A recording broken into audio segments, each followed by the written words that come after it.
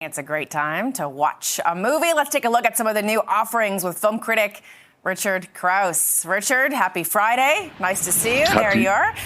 Happy Friday to you. Thanks so much. We've got some great ones to talk about this afternoon. Woody Harrelson, Simu from Mississauga, starring in a deep-sea thriller. What's The Last Breath about? The Last Breath is based on a true story that was also made into a documentary film 4 or 5 years ago, you may have seen.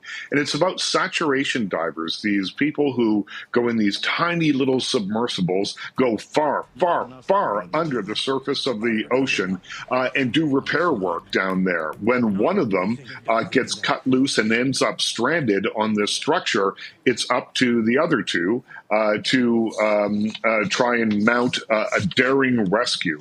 And that's what's at the heart here. So in this film, you've got the claustrophobic nature of this little submersible that they're in. So if you're claustrophobic like me, you'll definitely feel that. You also have the vastness of the ocean against that, which is absolutely terrifying. When you see this guy stranded just with nothingness surrounding him, really puts you in the mood of the movie or the spirit of the film. What it's mostly about, though, is the heroic human effort to save their teammate. So I gave this one 3.5 stars out of 5. It will move you to the edge of your seat, one way or the other, whether you're claustrophobic or just get caught up in the story. Yeah, that looks like one that'd be nice on a nice big screen as well. Lots of action and visual. Yeah. Let's talk about My Dead Friend Zoe. A dark comedy follows a former soldier dealing with the impacts of PTSD. That sounds like a difficult story to tell. Well, it is, but it's kind of an unusual way of telling it. So you have an Afghan engineer named Merritt who comes back to the United States and leaving behind her friend Zoe. Merritt is played by Sonequa Martin Green. Zoe played by Natalie Morales. Zoe may be dead, but she's still with Merritt at all times. She keeps popping up. And at first, their banter is kind of lighthearted. And then as we begin to understand the nature of Merritt's PTSD, it gets a little bit more intense. And that is exacerbated by having to look after her grandfather, played by Ed Harris, who is in the early stages of dementia. So you've got lots going on in this movie. The thing that I liked about it is that it is funny by times, but mostly it's a really authentic look at what it would be like to leave friends behind, made by a filmmaker who that actually happened to. This is a very personal story for the filmmaker because they felt those same feelings when they came back and were haunted by the same kind of vision. So I gave My Dead Friend Zoe, now playing in theaters, 4 out of 5 stars. I love that storyline. I'm going to have to check that one out. The next one, Richard, is one that actually made its world premiere here at TIFF. Tell us about it.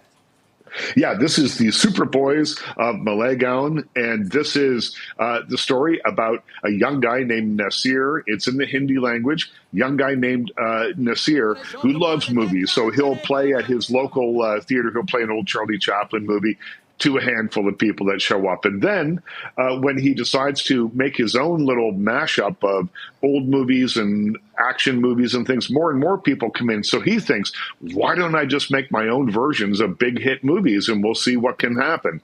And this is a feel-good story that's all about the power of art to create community. It's about the power of movies to bring people together, to spread joy. You will feel better on the way out of this movie than you did on the way in. It's playing in theaters right now, and I gave it 3 out of 5 stars. It drags a little bit near the midsection, but once you get to the end, that won't matter.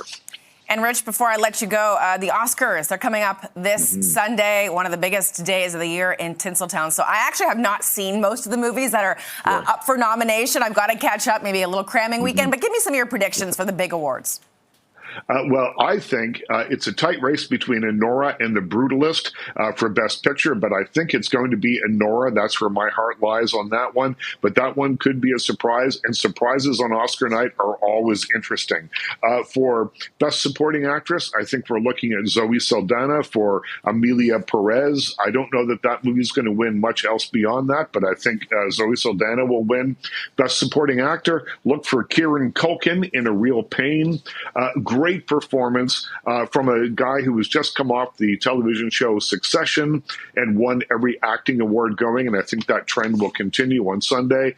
And then we're looking at the big marquee categories. Best Actor, I think, is going to be Timothée Chalamet for his Bob Dylan biopic, A Complete Unknown. And Best Actress, I believe, is going to be Demi Moore for The Substance. People love her these days, and she gives great speeches, and that counts for a lot. And the movie's great, and she's terrific in it. And it's nice to see her finally getting her moment all these decades, not years, decades later. I know it's going to be a busy weekend for you, Richard Crouse. Thanks so much for your time, and I'm sure we'll talk soon. Absolutely. Thanks for having me.